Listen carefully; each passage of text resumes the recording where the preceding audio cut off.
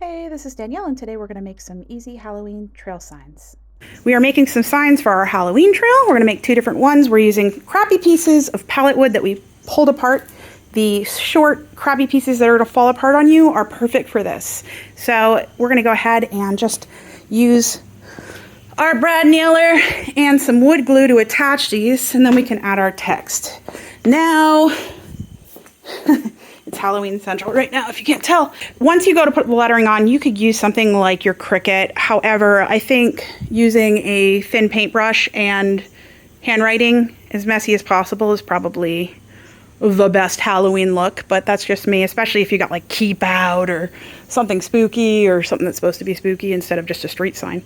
So yeah, but I'll show you this part and then I will do this after the writing after it all dries. First thing you want to do is just glue down all of your pieces with wood glue. After your glue dries, you can start your sign text. I'm using some white acrylic paint here, and I'm using a thin paintbrush, and I'm just putting on a layer of paint for each word that I add. So the only thing is it does take a few layers to get in completely, just because these are old rotted boards. So, and the paint will sink into the wood a little bit as well.